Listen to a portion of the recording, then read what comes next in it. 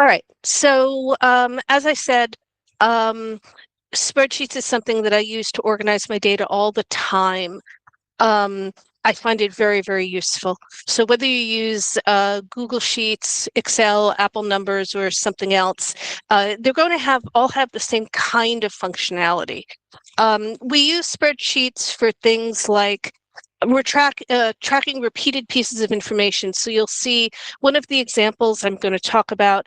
I have a spreadsheet of people who are in various cemeteries around the New York area, and I tend to just put them all in a spreadsheet to keep track of who I have, who I still need information on, what information I need. They're good for when you have the same information for every person because you put it in kind of a table. Documents are when you're writing paragraphs. Documents are for reports and storytelling and anything that doesn't fit neatly into a row and column system. So whenever I do a tech video, I always like to start with what I think you already know and what might be extra credit that we're going to go through along the way. I believe you already know how to create, open, and save a spreadsheet and put data into cells. That may be, again, Apple Numbers, it may be Google Sheets, it may be Excel or something else entirely. But the way to do that in all of those is pretty much the same. Extra credit, we're going to go through these quickly. How to identify individual cell addresses, the difference between a workbook and a worksheet, and how to name your tabs, because all of that is about organization. And a lot of what I'm going to show you today are ways that you can keep your information organized and easy to read and easy to work with. So what's your address? This is the first, if you learn anything else today, I think this is the most important thing to learn. Each cell has an address. So each spreadsheet, regardless of what program you're using, is going to have columns which go across the top, rows that go down the side, and they converge in a box, which is called a cell, and each cell has an individual address. So this cell the address is D5. The full address would be the name of the file / name of the workbook, the worksheet, the tab, then D5 for the cell. And that's similar to writing your full name on an envelope. You give your name, you give your house number, your street name, city, town, zip code, or mailing code, depending on where you are in the world. Whereas if you're just talking to a neighbor and you're like, yeah, I'm on 123 Smith Street, that would be akin to just saying, yeah, cell D5. So the reference really depends on what you're talking about, if you're talking about the entire file or if you're just talking about cells in that particular sheet. And it's usually the second. All right, the first spreadsheet I want to show you, this is in Excel. It's my cemetery demo, like I had told you. I have a number of ancestors that are in various cemeteries around Manhattan, or the 5 boroughs. So I have here their name, their last name, just so I can sort by last name, their cemetery, death date, burial, and then any other information I know. Maybe I know the location in the cemetery. And that's good for me because if I'm taking a visit to a cemetery, I want to make sure I don't miss anybody. I also want to look at blanks to see if I'm missing information on a specific person, so I can later fill that information in. So one of the things that I wanted to do, just to show you Excel versus Google Sheets, is I'm going to recreate this formatting in Google Sheets. So the The things that I wanted to highlight before I flipped over were the things that are important to me are the highlighting of the categories across the top, because that makes them easier to read. And the thing with spreadsheets is you always want to make them easier to read. And then I've also done some filtering here, and I'll explain what filtering is in a minute, but let me go get my spreadsheet. Let's see. Oh, maybe when I opened this meeting, I moved my spreadsheet. Okay, hold on. Let me just open it again.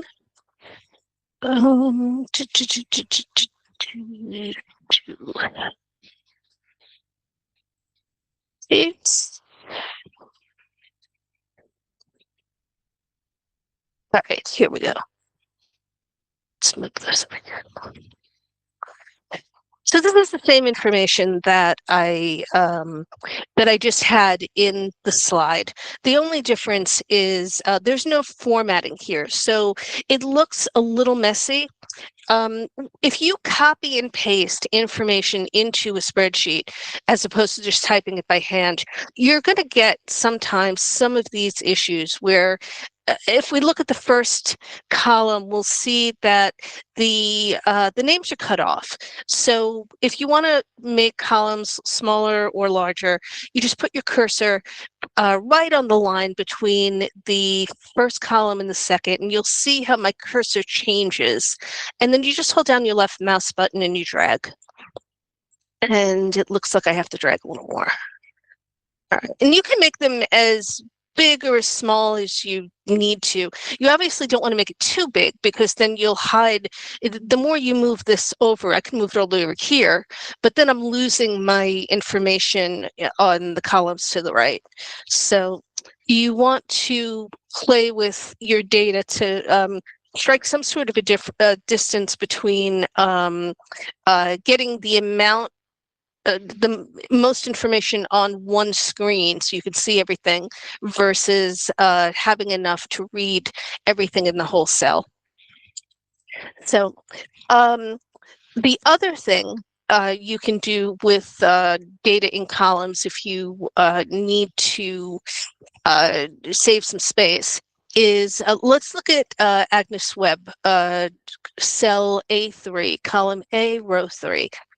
If I have to bring this over here, so I'm cutting off the name of her husband, what I could do, if I click into her cell, and what I mean by click in is if I click so that my cursor is in the cell, so I can edit the data in the cell, I'll put my cursor after the last B in Web. And if I hold down the Alt button and press enter on my keyboard, holding down the Alt button, pressing enter gives me another line in that cell. So that then I can, let me do it again, Alt, enter. So then all of a sudden that cell is 2 lines deep, and that makes it easier for me to put more information in a single cell without spending too much space going from left to right. It works with the data the same way, it sorts the data the same way. Nothing has changed except that I've just added another line to that cell. And Thomas McEntee has a great, very, very quick TechZone video about this topic on Legacy Family Tree webinars. So if you want to know a little bit more about that, you can check out his webinar. All right, let me put this back where I found it. Okay. So now the next thing I want to do, like I said, I want to make sure I'm able to read these things easily. So I want to make my column names bolder, and I can actually make them bigger as well. It's something I definitely recommend, because the whole thing about using spreadsheets is the legibility of it. So I can highlight a whole row by clicking on the number 1 because it's the first row. If I wanted to highlight a whole column, I would click on the top of the column. So A would give me the entire column. I'm clicking on 1 to give me the entire row. So now if I click bold, it's going to highlight everything in the top column like that. And if I want to make the headings a little bigger, I can increase the font. And again, because it's highlighted, it will work on any step I take, will work on everything in that first row. So here I have my names, my cemeteries, death date, all of the information that I need. The next thing that I want to do, and this is so useful for me in genealogy, is I want to put a filter on. So what a filter is a it's a way to just select certain data out of a column. So for instance, let me put my filter on. I'm going to highlight the row because I want to filter every column in this row. A filter in Google Sheets, a filter is shown by this little, if you can look to the right-hand side, it's like a little, I forgot the name of the kitchen tool. There's a kitchen tool that looks just like that, and I'm just blank, a funnel. It looks like this little funnel here, and that really is what a filter is. It just funnels down to the data that you want. So I'm going to click on the funnel, and you'll see here that 2 things happened. First of all, on the top columns, these little green arrows appeared. And additionally, my highlight expanded from just the first column to the entire spreadsheet. So what this means is now I'm able to filter every row in this, every column in the spreadsheet by using these little triangle filters. So let's go by cemetery here. Let me make this a little bigger. I have 5 or 6 different cemeteries listed for all of these people. If I click on the down arrow, I can see here are all my cemeteries. There are the blanks, which are cells that don't have a cemetery in them. And then Calvary, Evergreen, Holy Cross, St. John's, all of the usual 5-borough cemeteries. Right now, each one of them has a check mark. That means the data from each of them is being shown. But if I clear my filter by selecting clear up here, this in the blue text, all of those will go away. And if I click on OK, you'll see all my data has gone away because I'm not asking for any cemetery data at all. And the rest of the data is contingent on this cemetery data, the cemetery filter. So let's go back, and I'm just going to select St. John's. So St. John's has a check mark next to it. I click OK, and there are just my people that are in St. John's. So if I was taking a trip today to that cemetery, I now have where all my people are, who they are, and any other information I've put there on them. If I want to do, let's say I want to do St. John's and Holy Cross because they're very close together. So I can keep St. John's checked. I can also check Holy Cross. And there I have both of them. So that's my trip for today. I can go to Holy Cross and I can go to St. John's. The other thing I really like to do with filters is that you can filter on a blank to show you where you're missing data. So if I clear out these selections, so now I have no check marks anywhere, I click on blank. So now what this gives me are these 2 people who I don't know where they're buried. And it shows me that these are still people that I need to work on. I need to do this research for these people. So this works, again, we're doing this in Google Sheets. It works in a very similar way in Excel. All the same functionality is there, the filters, the bold, the making, holding down the Alt key to make multiple rows in a cell. I'm just, again, I'm illustrating it in Google Sheets, but all of the same functionality is there. It's there in Apple numbers as well. I don't have an Apple machine, so I can't demo it, but I've checked it out beforehand to make sure that it's all there, and it is. This is basic spreadsheet formatting, so any real spreadsheet program you're going to have is going to include this. Okay, I want to stop here for a minute for questions before we go on to the next part, just because I know I'm throwing a lot of information at you. Does anyone have any questions about what I've done so far? Want to see me do something again? See something maybe in Excel instead of Google Sheets, or are we okay? How do you completely turn off filters later?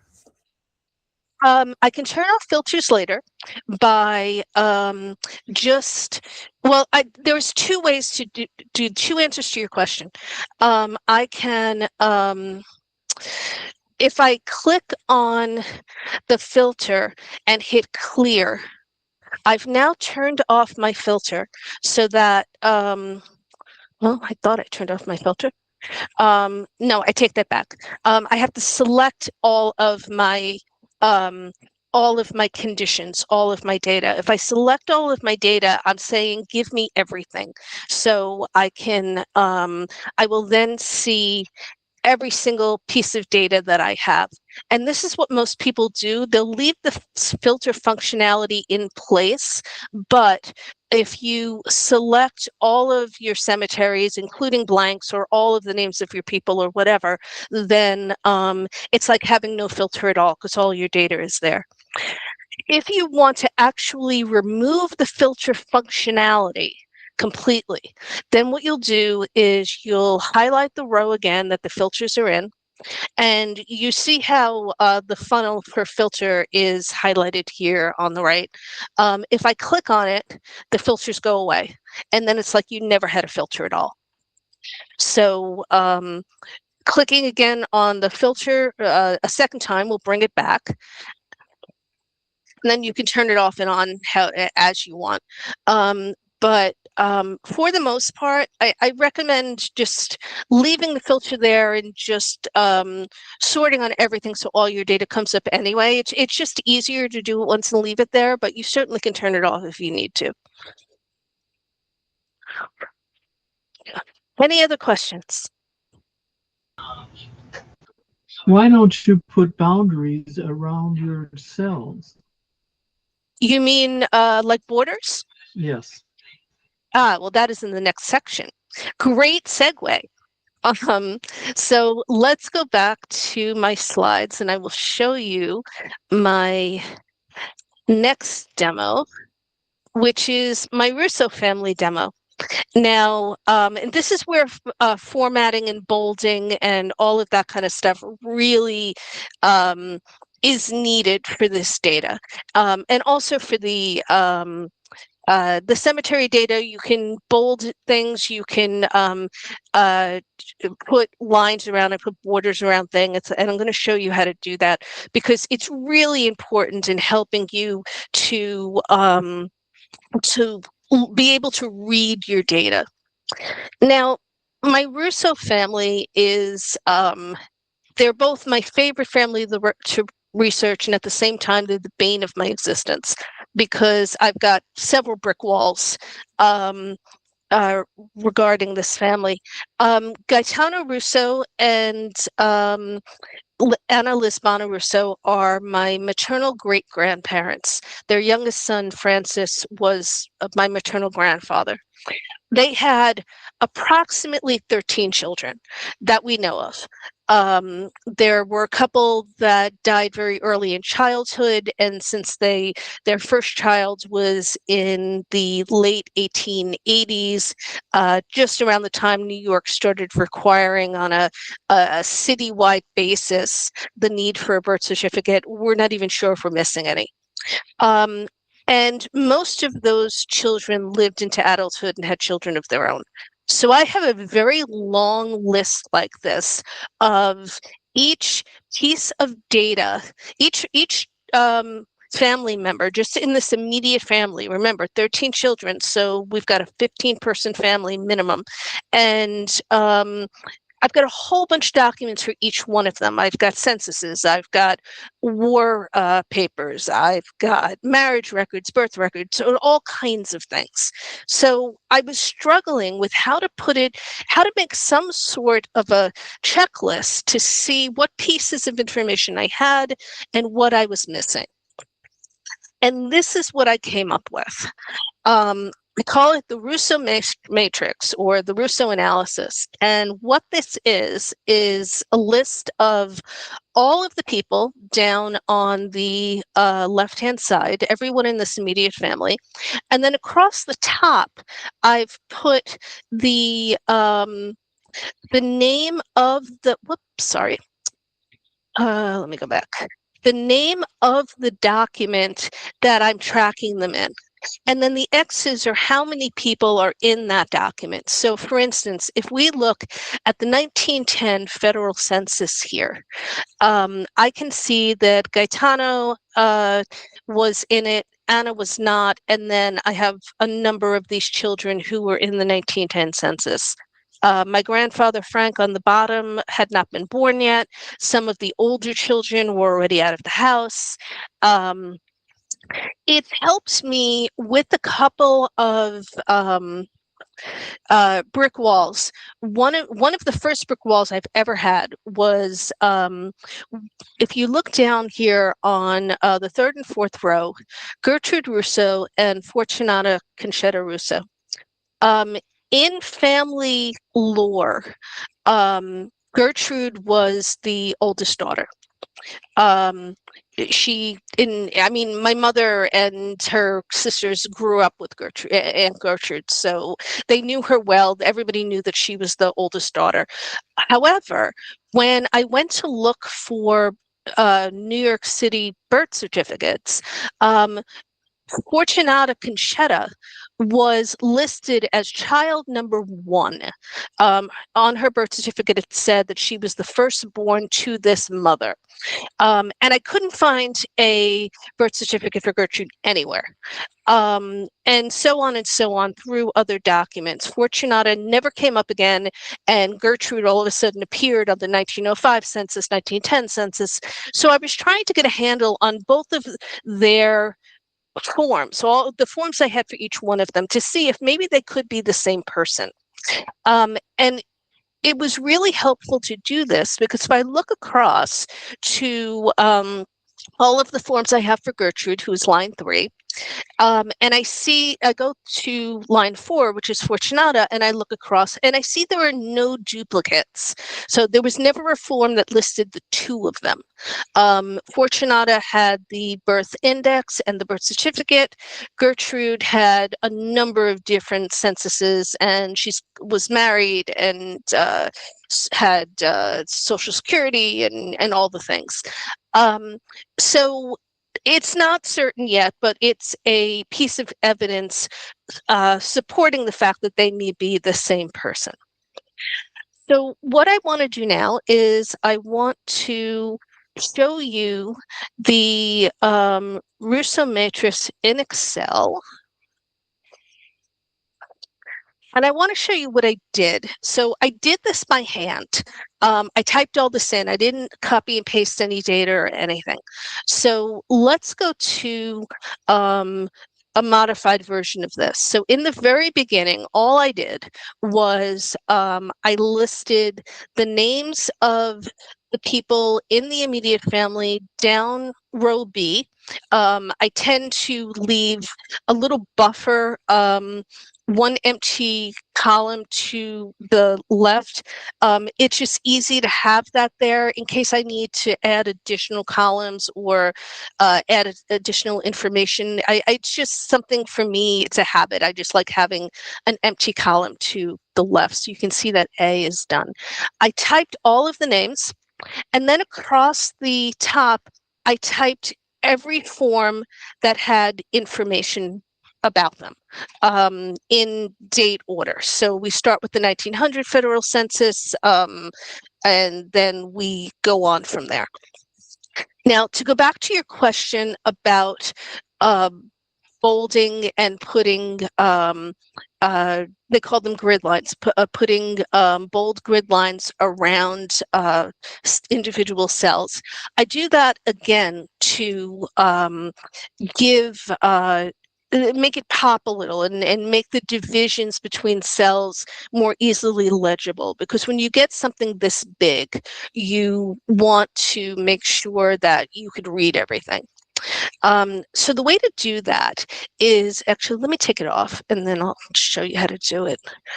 Oh, no grid lines, no grid lines, no borders. Okay. So two things are going on here. First of all, I typed in all of the names by hand, and then I said, all right, it's my left-hand column. So usually my left-hand column, which are the names of all the rows, right? You usually put the names of your rows on your left-hand side. I want to make them bold. So I highlight the section, just like you highlight in any other application. You hold down your left mouse button and drag your mouse. And now I'm going to bold, which is the B in Excel. And that makes them darker. And then what I want to do is I want to make the lines around the cell to be darker so that I have some definition between one cell and another. So to do that, in Excel, you'll go to, if you see here to the right of the underline button, you'll see this little square that's divided in fours with a drop down. So I've highlighted the cells I want to work on. I hit the drop down and it gives me a whole bunch of choices. I could just highlight the bottom border of each cell. I can highlight the top. I can do, it's called bottom double, where it's a double line. I just want to do all borders. So the top, the bottom, the left and the right of all of the cells I've highlighted are going to have lines around them. And it just makes it easier to read. So that's how you do it. Where you do it is up to you, but I will tell you that if you put a border around every single cell on your table, it's going to look just as busy as it would if you had no borders at all. I've also put borders around the column headings here. I've done it, I would do it the same way. I would just highlight all of these and then just press the border, the full border box there.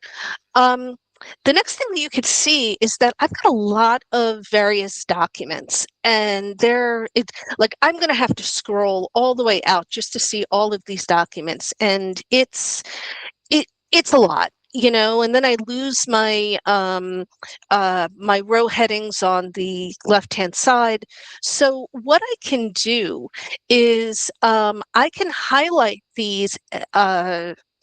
Hold on. I can highlight these form titles, and I can tilt them a little so that I could see them, I can read them, but still have, like, save some room and have them on the same page. So to do that, you highlight what you want to tilt. And then under view, there's this little button that has an A, B, and an arrow. So you want to click on that down arrow, and it gives you a bunch of choices. I could do vertical text, which is going to look kind of weird because all it does is it puts one letter underneath another, and that's probably not very helpful. I mean, you could read it, but just not great. I could rotate my text up, which to me, that's okay. It's, it's still not great to read because you got to crick your head, but it's saving me some room. But what I decided on, I decided that, first of all, I could read text down better than I could read text up. But I don't want it going straight down. I just want it at an angle.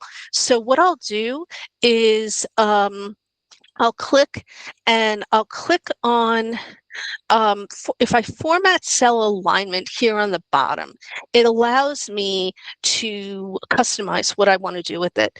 Over here on this right-hand side by orientation, you have what looks like half a clock.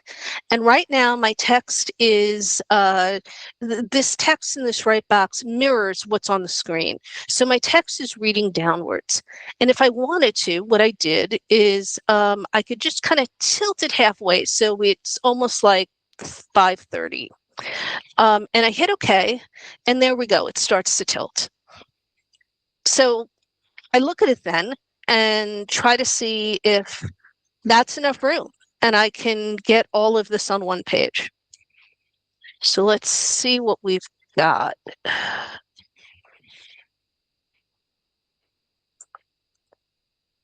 Oh, I made the mistake of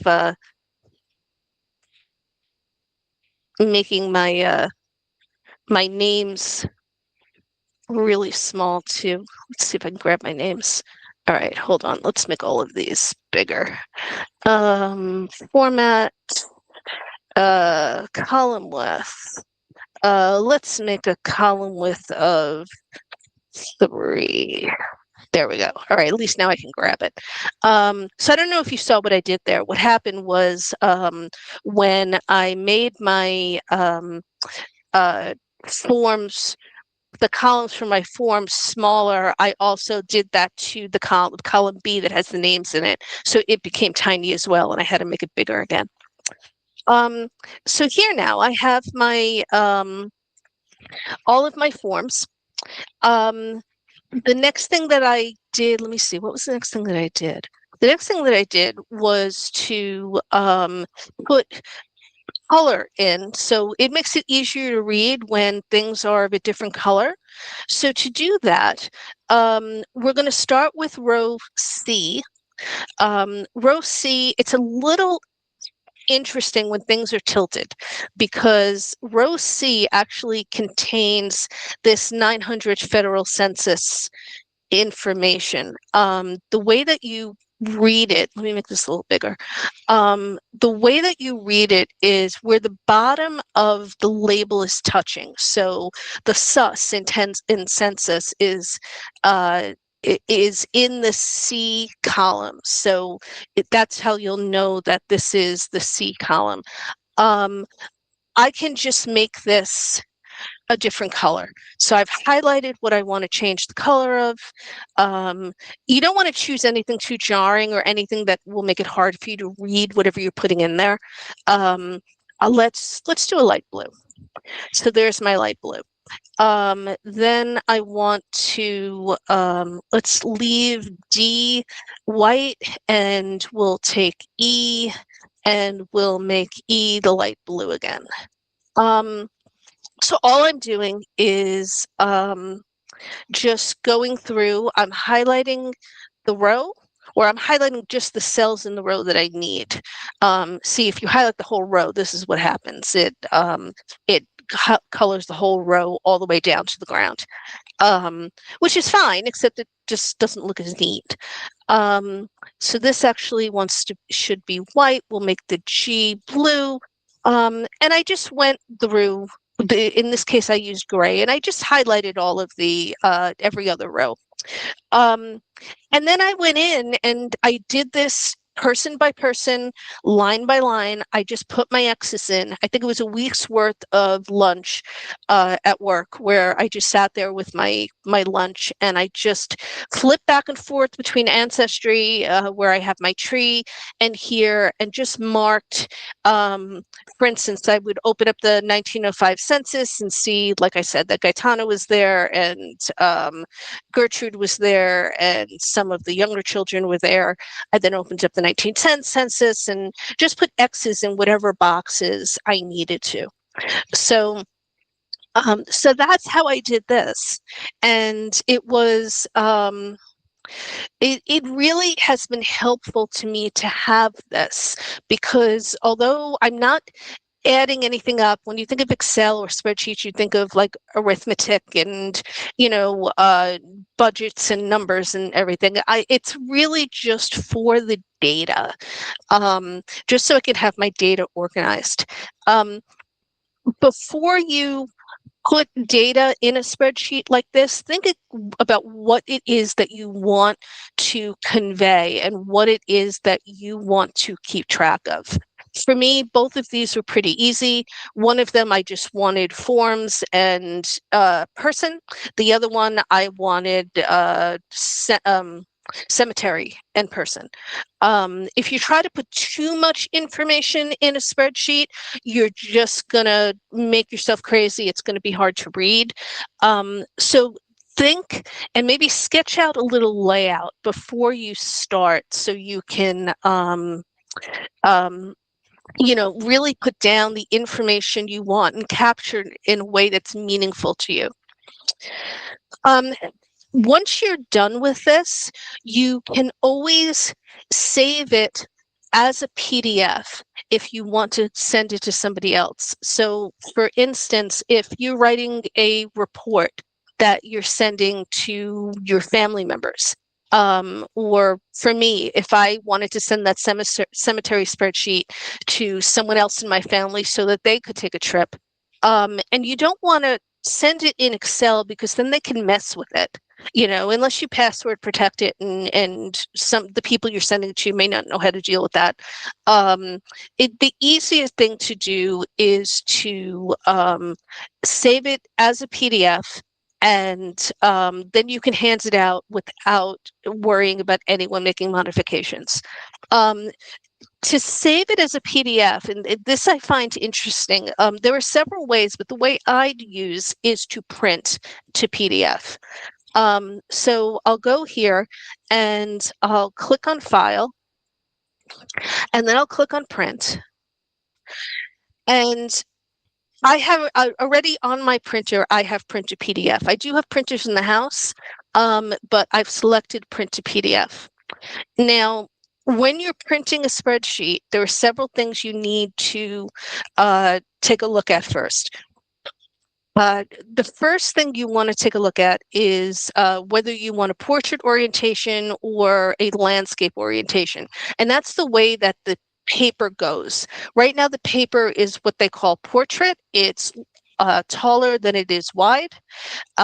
If you want landscape, which is good for better most spreadsheets, because most spreadsheets tend to be wider than they are tall, you can change to landscape. And you see, I still don't have the whole thing, but I have more than I used to. Something else that you could do if you have a printer that takes different kinds of paper, put in your longest paper. If you can take legal, you can see that gives us even a little more. And there's this thing on the bottom called scaling.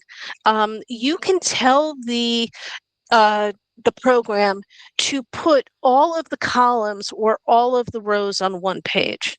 Now, that's going to make it very small. In this particular spreadsheet, I have no problem putting all the rows on one page because I have 15 rows. So we could see even just the way it is, it fits. I have the forms up top. Frank Russo is the last person. It fits fine. But if I want to put all the columns on one page, it's going to mush everything together. And you see, it gets pretty small. So you want to just take a look at your prints before you do it. I would be able to read that with my reading glasses as long as it's 8.5 by 14. I know I couldn't do it at 8.5 by 11. But once you save to PDF, so I've got my print to PDF here, and I click print just like I would do otherwise. And instead of printing it, it brings me up my usual save box. So I can, let's go to this products, webinars, office hours. Here we go. So I can save this as a PDF. Let's call this spreadsheet spreadsheet print demo. And now if I go to that place in my files, let me just do that.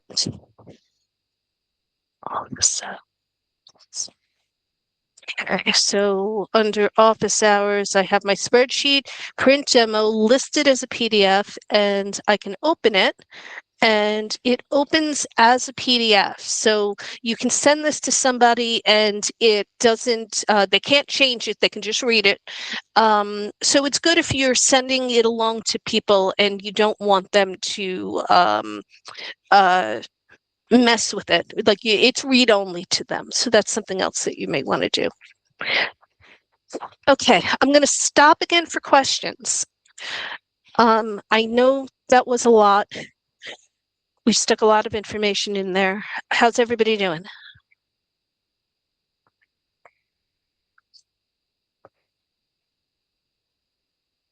Okay.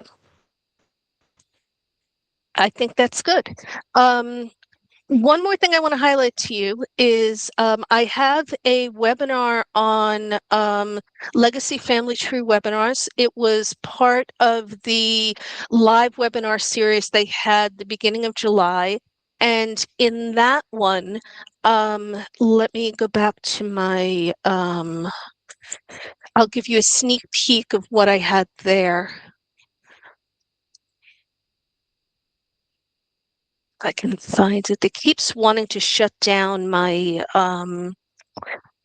my Google spreadsheet. So let me open it again. What I did there, and I used that same cemetery spreadsheet, was I took my cemetery spreadsheet and I started to make tables with it. So for instance, if I wanted, this table shows how many people I have in Calvary versus how many in St. John's, and broken down by family name. So I can assume that the Catalano people are grouped together and the Moranos are in, like, if they're not in the same plot, they may be close together, things like that. Do I have any other pretty ones here? No, I don't. But there are a number of different tables. Some of them are more colorful. There are bar charts and there are all kinds of stuff. And you start with this spreadsheet concept of putting the data into spreadsheets, and that takes it a little further. So if you have Legacy Family Tree webinars, you may want to check that out because that gives you further information on what you can do with your spreadsheet data. I've told you I'm on Legacy. You all should know my website. I think you all came here from either my newsletter or the article on the website. So thank you for keeping in touch through each of those. And also, if you haven't gotten it, don't forget my book, AI for Genealogists. It's on Amazon. Yeah, I hope you guys have a great rest of your day. It is beautiful here in New Jersey today. It's my husband's birthday. I think we're going to go out for dinner and yeah, have a good time. So thank you very much for watching, everybody.